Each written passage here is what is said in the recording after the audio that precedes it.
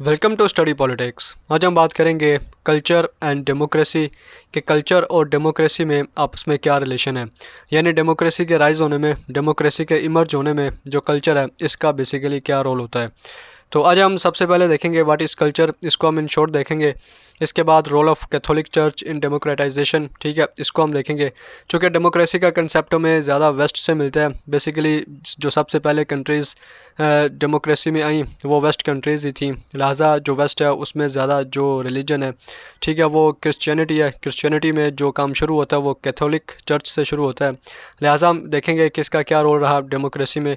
इसके बाद church and democracy, इसका क्या रिलेशन है, सेकंड वेटिकन काउंसिल ये क्या थी, और फिर हम एक एग्जांपल देखेंगे स्पेन की। तो बेसिकली आज हम ये सारी चीज़ें देखेंगे और ये प्रूफ करेंगे कि जो कल्चर होता है ये डेमोक्रेसी के राइज होने में या इसको प्रमोट करने में क्या रोल अदा करता है। तो आइए इसको शुरू करते हैं।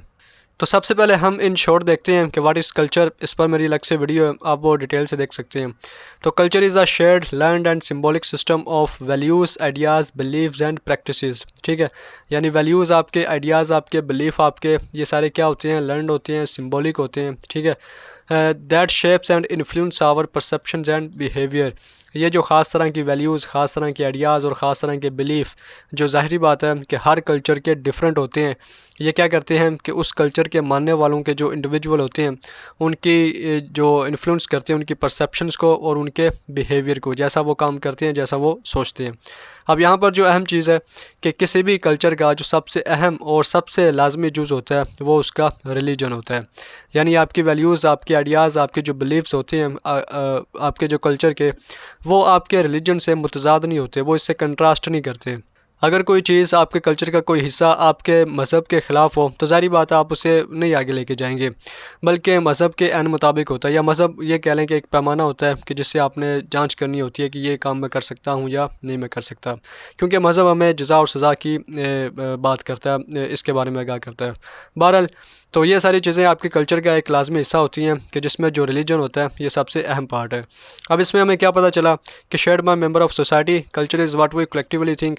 कि कल्चर ऐसा नहीं है कि मैं कहूँ कि ये मेरा कल्चर है, ये आपका है, ये उसका है। यानी कल्चर हमेशा शेयर्ड होता है कि एक बंदे का ज़ाती कल्चर नहीं हो सकता, बल्कि एक मुकम्मल जो सोसाइटी है, एक मुकम्मल मुआशरा है, उस सारे का एक कल्चर होता है, ठीक है। इसके अलावा सबसे अहम पॉइंट कि कल्चर इज़ फ्लूइड। इसका क्या मतलब है कि कल्चर रुका हुआ नहीं है, culture is not static but culture is fluid. कि कल्चर एक बहता हुआ पानी है, यानी वो मुसलसल चेंज हो रहा है and constantly reproduced through interpretation. कि जिस तरह आपने देखा है कि अगर आप 100 साल पहले देखें एक ही माशरे को तो उसका कल्चर डिफरेंट होगा, आज देखेंगे तो आपको बड़ा ज़मीन आसमान का फ़र्क नज़र आएगा। इसी तरह 500 साल पहले देखें तो और डिफरेंट होगा, उससे 1000 साल पीछे चले जाएँ तो और डिफरेंट होगा। आप इसे हिंदुज़म में देख लें, इस्लाम में देख लें, क्रिश्चियनिटी में देख लें, जहाँ मर्ज़ी आप देख लें, ठीक है। तो आप 500 साल पहले देखें, 100 साल पहले देखें और आज देखें, बल्कि ये भी एक बहुत बड़ी बात मैंने कर दी, अगर आप 2-3 जनरेशन पीछे चले जाएं, यानी आप अपने जो ग्रैंड फादर्स हैं उनका दौर देखें और अपना दौर देखें, तो बड़ा वाज़िया आपको एक फ़र्क नज़र आता है। तो जो कल्चर होता है बेसिकली पॉइंट ये है कि ये रुका हुआ नहीं है। कल्चर इज़ नॉट स्टैटिक कि जो 1000 साल पहले था वही चीज़ें आज भी चल रही हैं, बल्कि कल्चर इज़ फ्लूइड, बल्कि ये चेंज होता रहता है थ्रू इंटरप्रिटेशन। अब इसकी एग्जांपल्स भी हैं जो कि मैंने डिटेल वाली वीडियो में बताई हैं, आप चाहें तो देख सकते हैं। इसके अलावा कल्चर एज़ पावर, ठीक है, टू इन्फ्लुएंस, जिस तरह ये लिखा है मैंने कि that shapes and influence our perception and behaviour. तो कल्चर के पास पावर भी होती है, ये इंडिविजुअल्स को और बाज़ औक़ात पूरी की पूरी सोसाइटी को इन्फ्लुएंस करता है कि वो एक ख़ास तरीके से बिहेव करें। अब इसकी भी बेशुमार मिसालें हमें मिलती हैं कि जिस तरह पाकिस्तान की ले लें, जब सोवियत यूनियन ने इन्वेड किया था अफ़गानिस्तान में, तो पूरी दुनिया से जो मुसलमान थे वो वॉलंटियरली पाकिस्तान आए थे, इनको ट्रेन किया गया और बाद में वो जहाद, उन्होंने अफ़गान में जो जहाद था उसको लड़ा। तो सवाल यह है कि वो जो पूरी दुनिया से लोग आए थे उनको किसने बुलाया था कि आप आएँ, यानी किसी के घर जाके तो नहीं किसी को कहा था कि आप भी आएँ, बल्कि लोग अपनी मर्ज़ी से आए। इसी तरह तुनिसिया में जब अरब स्प्रिंग, पूरे अरब स्प्रिंग आया तो तुनिसिया से बेसिकली वो शुरू हुआ था। तो वहाँ पर जो शख्स था तारिक मोहम्मद बौज़ीज़ी, उसने एक म्यूनसिपल दफ्तर के सामने अपने आप को आग लगा ली और उसके बाद पहले तुनिसिया में एहतजाज शुरू हुआ और फिर वो पूरे के पूरे अरब में फैल गया। तो अब सवाल ये पैदा हुआ कि आग तो एक बंदे ने अपने आप को लगाई, बाकी जो लोग प्रोटेस्ट करने आए उनको किसने कहा था, और फिर ये एहतजाज जो था, प्रोटेस्ट जो था, ये पूरे अरब में फैल गया, तो उन लोगों को किसने कहा। तो यानी ये जो सारी चीज़ें होती हैं ये हमें बताती हैं कि कल्चर के पास पावर होती है, ये लोगों को इन्फ्लुएंस कर सकता है, उनकी परसेप्शन एक्शंस को, उनके बिहेवियर को। तो मैं बात को मुख्तसर रख रहा हूँ, ठीक है। तो ये बेसिकली कल्चर का एक ओवरव्यू है। तो हम आगे देखते हैं कि कल्चर और डेमोक्रेसी बेसिकली कैसे आपस में मिलती हैं। तो आइए इसको आगे देखते हैं। इसके बाद आता है कि role of Catholic church in democratisation, के कैथोलिक चर्च ने क्या रोल अदा किया। तो इनिशियली चर्च अपोज्ड क्या डेमोक्रेसी और sovereign state outside the authority of the church. क्या आप जानते हैं कि यूरोप के अंदर शुरू में जो चर्च थी उसकी हुकूमत थी। चर्च के अंदर जो पोप था वो जब बोलता था तो उसी की बात मानी जाती थी, यानी पोप ही सब कुछ था। पोप के पास पॉलिटिकल अथॉरिटी भी होती, पोप के पास रिलीजियस अथॉरिटी भी होती, यानी पोप ही सब कुछ था। और पोप चूँकि चर्च से रिलेटेड था तो चर्च ने ज़ाहिर बात है डेमोक्रेसी की मुखालफत करनी थी, क्योंकि डेमोक्रेसी में क्या होता है कि जो लोग होते हैं उनकी मर्ज़ी से जो हुक्मरान होता है वो आता है, और लोगों की मर्ज़ी से जो पॉलिसीज़ है, आइन है, कानून है, जो चीज़ भी है वो लोगों की मर्ज़ी से बनती है। तो चूँकि चर्च में जो पोप था वो ज़ाती एक था, इंडिविजुअल था, और चर्च एक रिलीजियस अथॉरिटी थी, लिहाजा चर्च हमेशा डेमोक्रेसी को और सोवरन स्टेट को, जो कि हर लिहाज से इंडिपेंडेंट हो, उसकी मुखालफत करती थी। Once it embraced new ideals, लेकिन एक दफ़ा जब इसने नए आइडियल्स को मान लिया, ज़ाहिर बात है वक्त गुजरता गया, कैपिटलिज्म का दौर आया, इसमें इंडस्ट्रियलाइजेशन आई, जो वर्किंग क्लास थी उनको एम्पावरमेंट मिली, उनके पास पैसा आया और वो इमर्ज हुए, उभरे। फिर वर्ल्ड वार 1 हुई, वर्ल्ड वार 2 हुई, लोगों का जो मज़हब से, दीन से लगाव था वो ख़त्म हो गया और एक सेकुलर स्टेट का क़याम अमल में आया। जो मज़हब था उसकी तरफ लोगों का रुझान बहुत ज़्यादा कम हो गया। तो once it embraced new ideals, church became key agent of change, लिहाजा इसने भी डेमोक्रेसी को सपोर्ट करना शुरू कर दिया। अब यहाँ पर वो पॉइंट आता है जो हमने पीछे बात की थी कि कल्चर एज पावर। तो चर्च क्या है, could use it's moral authority, ठीक है, यानी लोगों पर ये अपनी मॉरल अथॉरिटी यूज़ कर सकती है कि आप डेमोक्रेसी की तरफ आएँ। इसी तरह and institutional power to end authoritarian regimes, के इंस्टीट्यूशनल पावर से मुराद भी चर्च ही है।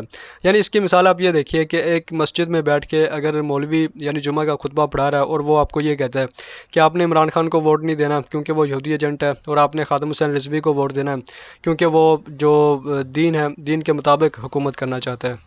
तो आप समझ सकते हैं कि उसकी इस बात का, यानी वो मस्जिद में मिंबर के ऊपर बैठ के जब इस तरह की बात करेगा तो जो लोग उसे सुन रहे होंगे उस पर उसका एक अच्छा खासा इन्फ्लुएंस, अच्छा खासा उसका एक असर पड़ेगा, क्योंकि जो मस्जिद है या उसमें जो इमाम है या जो भी है could use it's moral authority, वो अपनी मॉरल अथॉरिटी यूज़ कर सकते हैं कि अखलाकी अथॉरिटी जो उनके पास है। तो इसी तरह जो चर्च थी उसने भी अपनी इस मॉरल अथॉरिटी को इस्तेमाल करना शुरू कर दिया। And institutional power to end authoritarian regimes, अब मिसाल देखिए कि कैथोलिक वेव 1974 टू 1990 ये कहा जाता है, इसमें सम 30 कैथोलिक कंट्रीज़ बिकम डेमोक्रेसी, के तकरीबन जो 30 मुल्क थे जो कैथोलिज़म से वाबस्ता थे वो डेमोक्रेसी की तरफ शिफ्ट कर गए। तो ये एक बहुत बड़ी बात हमें इसमें मिलती है। तो इसको हम आगे देखते हैं। इसके बाद आता है कि चर्च एंड डेमोक्रेसी। यहाँ पर बड़ा एक अहम कंसेप्ट है कि अक्सर लोग ये कहते हैं कि क्या इस्लाम और डेमोक्रेसी आपस में मुताबिकत रखते हैं, यानी अगर हम आज अरब कंट्रीज़ को देखें या मेजॉरिटी मुस्लिम कंट्रीज़ को देखें तो वहाँ पर हमें डिक्टेटरशिप ज़्यादा मिलती है। पाकिस्तान की भी मिसाल लें तो मार्शल लॉज लग चुके हैं और लोगों का जो रुझान है वो इन्हीं की तरफ ज़्यादा होता है। अरब कंट्रीज़ में आपको पता है कि वहाँ पर है ही बादशाह। तो लोगों तो जो अक्सर परसेप्शन पाई जाती है वो ये है कि इस्लामिक कल्चर जो है वो ऐसा है कि जो डेमोक्रेसी के एन मुताबिक है ही नहीं, यानी इस्लाम और डेमोक्रेसी दो मुख्तलिफ़ चीज़ें हैं। इसी तरह हम लोग या कोई भी ये सवाल नहीं करता कि क्या क्रिश्चियनिटी और डेमोक्रेसी आपस में मुताबिकत रखते हैं। चूँकि मौजूदा दौर में जो क्रिश्चियन कंट्रीज़ हैं, ठीक है, या जो वेस्टर्न कंट्रीज़ है, यूरोपियन कंट्रीज़ हैं, वो सारे के सारे डेमोक्रेटिक हैं। तो लोगों में ये परसेप्शन पाई जाती है कि क्रिश्चियनिटी का जो कल्चर है, क्रिश्चियन कल्चर, वो ऐसा है कि जो डेमोक्रेसी के एन मुताबिक है। और चूँकि मुस्लिम कंट्रीज़ में डिक्टेटरशिप ज़्यादा है, लिहाजा ये परसेप्शन है कि इस्लामिक कल्चर ऐसा जो डेमोक्रेसी के ख़िलाफ़ है। लिहाजा अब जो मैंने यहाँ पर पीछे एक बात की थी कि कल्चर इज़ फ्लूइड, कि कल्चर रुका हुआ नहीं है, यानी कल्चर बहता हुआ है। Culture is not static, culture रुका हुआ नहीं है बल्कि कल्चर एक बहता हुआ है, उसको री इंटरप्ट करने की ज़रूरत है वक्त के तकाज़ों के मुताबिक। तो ये जो बातें हमने की इसमें नीचे देखिए कि कैथोलिज़म एंड डेमोक्रेसी हिस्टोरिकली क्लैश्ड, कि अगर हम माजी में देखें तो हमें पता चलेगा कि कैथोलिज़म यानी क्रिश्चियनिटी एंड डेमोक्रेसी ये भी आपस में क्लैश करती हैं। क्यों? एक बात तो पीछे हो चुकी है कि सारी बात है, जो पोप है, जो चर्च है, वो कभी नहीं चाहेगी कि डेमोक्रेसी आए, क्योंकि डेमोक्रेसी आएगी तो जो चर्च की अथॉरिटी है वो ऑटोमेटिकली ख़त्म हो जाएगी। लिहाजा चर्च कभी भी डेमोक्रेसी को सपोर्ट नहीं करती। अब वो अलहदा बात है कि कैपिटलिज़म आया, इंडस्ट्रियलाइजेशन आई, जो वर्किंग क्लास थी वही मर्ज हुई, ठीक है, लोगों के पास ऐसा आया, रेनेसांस का दौर था, आया। इसके बाद ये साइंस टेक्नोलॉजी, जब लोगों का मज़हब से एतमाद उठा तो ऑटोमेटिकली लोगों का रुझान दूसरी तरफ हो गया। लेकिन यहाँ पर ये देखिए कि Catholicism attempt to control many aspects of life, कि ज़ाहिर बात है इसमें अब बहुत सारी बातें आ जाती हैं। इसके अलावा सबमिशन टू अथॉरिटी, कि सिर्फ जो चर्च कहेगी उसी को मानना है। Clash with liberalism, individualism, freedom, sovereignty, इन सारी चीज़ों के ख़िलाफ़ चर्च होती है। अब ये सारी चीज़ें वही हैं जो हमें डेमोक्रेसी में मिलती है। व्हाट इज़ डेमोक्रेसी, इस पर भी मेरी अलग से वीडियो है, उसमें हमने इन चीज़ों की बातें की हैं, आप वो देख सकते हैं। ठीक है, तो चर्च जो है वो लोगों की जो ज़िंदगी है उसको कंट्रोल करने की कोशिश करेगी और अपनी मर्ज़ी से चलाएगी। सबमिशन टू अथॉरिटी, के जो पोप कहेगा, जो पादरी कहेगा वही काम करना है। लिबरलिज़म, आज़ादाना काम नहीं करना। इंडिविजुअलिज़म भी नहीं है, फ्रीडम भी नहीं है, सोवरेनिटी भी नहीं है।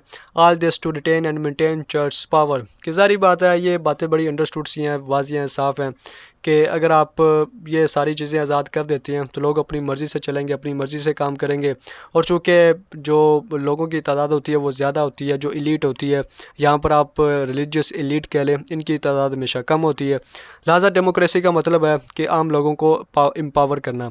लोगों में एम्पावरमेंट आएगी तो वो ज़ाहिर बात है ये चर्च को या इन चीज़ों को ऑटोमेटिकली ख़त्म कर देंगे और अपनी मर्ज़ी के जो नुमाइंदे होंगे उनको लेके आएंगे। तो इस तरह यहाँ से हमें एक बात ये पता चलती है कि चूँकि आज के दौर में जो क्रिश्चियन कंट्रीज़ हैं या जो वेस्टर्न कंट्रीज़ हैं वो डेमोक्रेटिक हैं, तो हमें ये पता चलता है कि माजी में तो कैथोलिज़म और डेमोक्रेसी में कोई हमें मुताबिक कोई हमें सिमिलरिटी नहीं देखने को मिलती, बल्कि क्लैश मिलता है। लेकिन आज चूँकि ये डेमोक्रेटिक है, इसका मतलब ये हुआ कि जो ये कंट्रीज़ हैं उन्होंने अपने कल्चर को दोबारा रिप्रोड्यूस किया, उसको इंटरप्ट किया, ठीक है, और एक नए वक्त के तकाज़ों के मुताबिक उसको ढाल लिया। और चूँकि आज डेमोक्रेसी का दौर है, लिहाजा चर्च भी आप डेमोक्रेसी को सपोर्ट करती है। अब कैसे करती है इसको हम आगे देखते हैं। इसमें आता है सेकंड वेटिकन काउंसिल, ठीक है, open under pope John 1962 and closed under pope Paul 1965। अब इसमें क्या हुआ कि church recognised its principles, teachings, doctrines with principles of liberal democracy, के पीछे हमने देखा कि डेमोक्रेसी के साथ बिल्कुल नहीं मिलना। यहाँ पर उसने क्या किया कि teachings, doctrines and principles of liberal democracy, इसको उसने एक्सेप्ट कर लिया। अब यहाँ पर देखिए, यहाँ पर बड़ी एक ज़बरदस्त बात है कि जॉन पॉल II, जो कि पॉप रहे 1978 से 2005 तक, ये क्या कहते हैं कि I am not the evangeliser of democracy. Evangeliser किसे कहते हैं, जिसे हम तबलीग करना कहते हैं। तो मैं डेमोक्रेसी की तबलीग नहीं कर रहा, ये जॉन पॉल कह रहे हैं, जो कि काफ़ी अर्से तक पॉप रहे थे। तो I am the evangeliser of gospel. Gospel किसे कहते हैं, हज़रत ईसा अलैहिस्सलाम की तालीमात।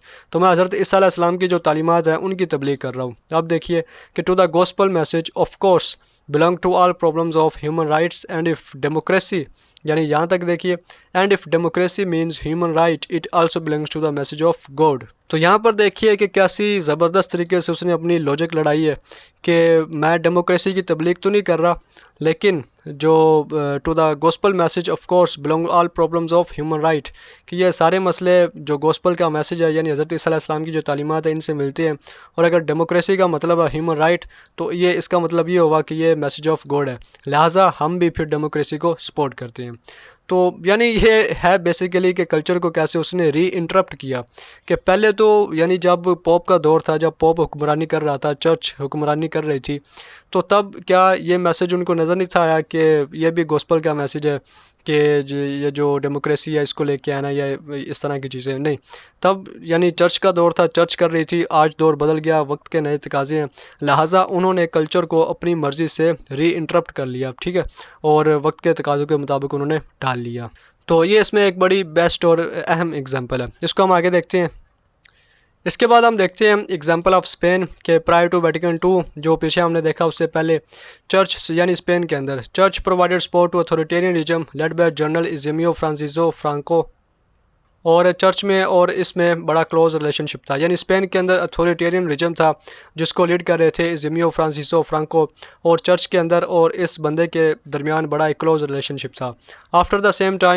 Eight the same time Spanish church also loyal to Rome, यानी इस वक्त जो चर्च थी वो भी रोम के साथ लॉयल थी। अब रोम में चूँकि ये जो पीछे हमने पोप पढ़ा जॉन पॉल, ये बेसिकली रोम के अंदर होते हैं, तो ये स्पेनिश जो चर्च थी ये उसके साथ भी लॉयल थी। अब after Vatican II Spanish church to choose one यानी पीछे तो अब जॉन पॉल ने यह कह दिया कि डेमोक्रेसी वो भी मैसेज ऑफ गॉड है, तो यहाँ पर जो स्पेनिश चर्च है ये अथॉरिटेरियन रिजम को सपोर्ट कर रही है।